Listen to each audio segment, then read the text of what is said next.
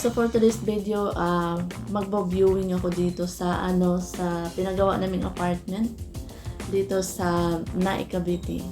Yan. So ito yung ground floor. As you can see, wala pang gate yan dyan. Pero nalagyan ko na ng gate yan. Nahuli lang yung video. Ayan. Ito yung front. Pula yung naisip naming kulay kasi attractive siya. So, at saka yung pintuan niya is steel. Yan. Steel door. And then, so ito po yung hallway. Wala nga lang siyang sala guys kasi maliit na pag merong sala. So, pwede naman siyang gawin sala kung isa lang yung kwarto. Kaso lang, naisip namin na gawing dalawang kwarto para pag halimbawa mayroong magrenta ng apat sila, so mayroong sariling kwarto. Pero pwede namang gawing sala yung isang kwarto dyan kasi facing siya sa harapan at saka dalawa yung bintana niya. So ito yung pinakaunang kwarto, yun yung pintuan niya. Ayan. Tapos sa hallway, mayroon siyang dalawang ilaw. Tapos dito naman, yung sa kabilang kwarto, isang ilaw. Saka, ayan, wala pa siyang mga gamit. At saka wala pa po nakatira. Kasi bago pa nga, kakatapos lang po. So ito po yung bintana sa pangalawang kwarto. Ayan po siya.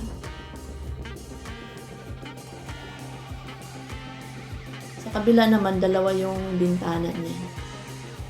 Unahan.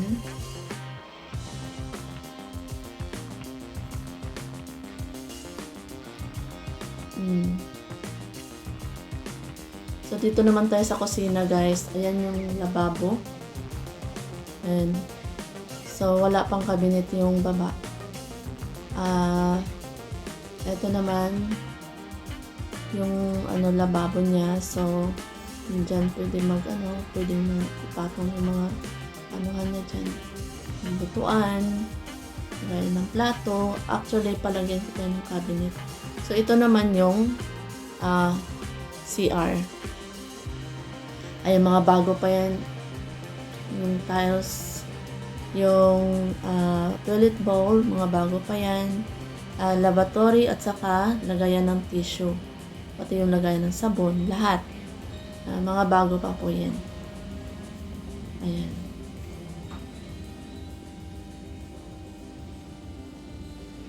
So, doon na tayo sa palabas na tayo. So, ito yung hallway, palabas. So, yan po yung labas.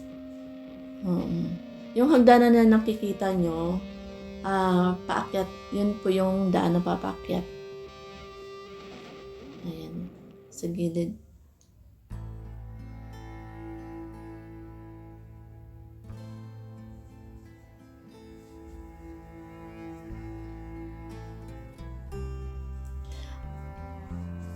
Yung kisame naman niya is steel deck. Steel deck lahat ng kisame pati doon sa taas. Tapos ito, yan po yung kalsada na yan. Yung kapitbahay namin. Tapos kalsada na malapit lang kami sa gate. Kaya hindi kayo mahirapan na halimbawa kung may magrenta, hindi na kayo mahirapan sa labas. Kasi nandyan na yung mga tricycle. So, ito yung hagdanan paakyat. Akyat tayo. So, bago papasok sa second floor, merong yung gate niya. Kasi, para hindi agad-agad mapasukan. So, ito po yung second floor. Ayan po yung second floor. Actually, sa second floor may nakatira na po. Hi! So, may nakatira na po dyan. So, lang ako. Dito naman sa second floor, may sala sila. sala, kusina, and then 2 kwarto din. Ito yung pinakaunang kwarto. Ayan. And then yung hallway. Then sa kabila, bathroom at saka 1 kwarto din. Ayan. 1 kwarto.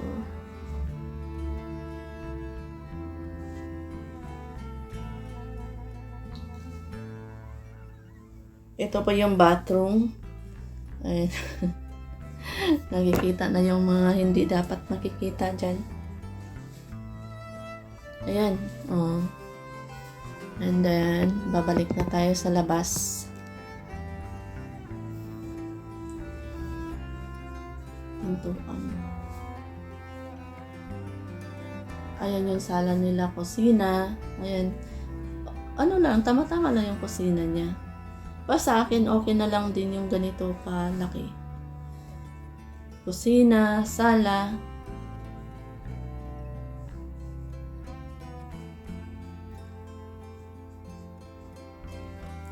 So ngayon, akyat tayo papuntang taas.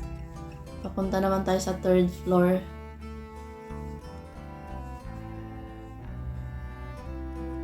So ito yung daanan papuntang 3rd floor. Yung yung step niya papuntang 3rd floor, medyo matirik nga lang. Kailangan.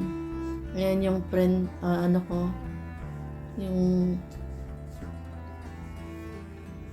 display ko dyan na kabayo. Painting. Tapos mayroon akong fire extinguisher. 2. And then, so, actually, ito yung, unang kwarto. So, may isang, bintana. Tapos, ito yung sala ko. Yung sala. Tapos, doon yung balcony. Tapos, nandyan na rin yung lamisa ko. Kung saan kami kakain. Ayan. Maliit na, lang, space. Pero kahit maliit yung space, basta maayos lang, maganda na rin. Mas maganda nga yung maliit na space, hindi mahirap maglinis. At saka mas gusto ko sa bahay yung wala masyadong gamit. So, bali, 2 kwarto din yan siya, guys. 2 kwarto. Ayan. Ito, 2 kwarto. Ito yung pangalawang kwarto niya. Yung isa nandun sa unahan. Yung may pula. Ayan, ginawa pang sampayan. Pasensya na kayo at madumi pa ang aking lababo. Ayan. Dito kasi guys, ang hirap minsan, mawala ng tubig. Dahil 3rd floor, minsan may tubig, minsan wala. Basta may pundo lang, okay na.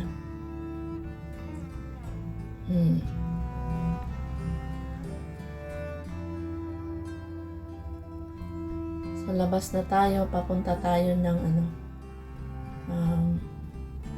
papunta tayo ng 4th floor naman. So, may mga pala ako dito, halaman dito sa balcony, guys. Kasi mahilig ako sa mga bulaklak, sa mga halaman. Kaya meron akong snake plant, aglaonimas, rubber plant, ano pa tong isa? Philodendron. Ayan. Meron akong fortune plant. Meron akong, yung aglaonimas ko, parang 4 na color to 4 na klase. Meron pa doon sa loob.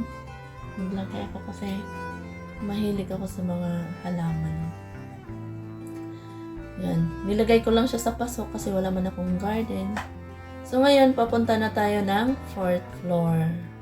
Ayan, medyo matirik yung hagdanan. Yung 4th floor, guys, parang, lang to. Yung, relax, pwede ka mag-relax. Pero nagpagawa din ako dito ng 1 kwarto. Yan lang. Dito, pwede ka mag-relax, pwede mag-barbecue dito, kakain. Yan. Tapos may tinatanim din ako dito mga halaman. Ayun yung mga halaman ko. Tapos meron pa din ako mga gulay-gulay. May ampalaya ako, lubati. Ayun, yung ampalaya ko may bunga na. Meron akong oregano at saka dilaw na luya. Tapos sili. Kahit ano-ano na lang naisip kong itanim dyan. Basta para sa pagluluto. O, diba? At least man lang makatipid. Bili ka na lang ng isda. Tapos kuha ka na lang ng gulay-gulay. Sa taas, dyan, kung meron kang Tapos yung bougainvillea ko actually, yan, pinutol ko yan. Saka, noon kasi na yan, namumulaklak na yan. Parang tumaba siya nung tumaba. So, pinutol ko muna siya. Then, meron akong kalamansi. Ayan, kalamansi ko. Dami kong halaman dito. Meron pa akong pichay. Ayan. Pangalawang, na yan, tanim. Pichay. Then, meron ako yung black cardinal. Ay, malaki na siya. Kahit ano na yung mga halaman nilalagay ko dito. Para naman magkaroon ng buhay yung bahay mo. 'Di ba? Na kahit meron siyang green. Actually dito guys, meron din siyang CR at saka yung hugasan. Ito yung likod ng ito yung sa likod. Ayan, may mga bahay din dyan. Paikot yan, may mga subdivision na rin yan guys. Ito sa gilid ko. Ayan. Ayan, mga katabi ko yung bahay. Yan yung isang kwarto. So, balik na tayo doon sa unahan.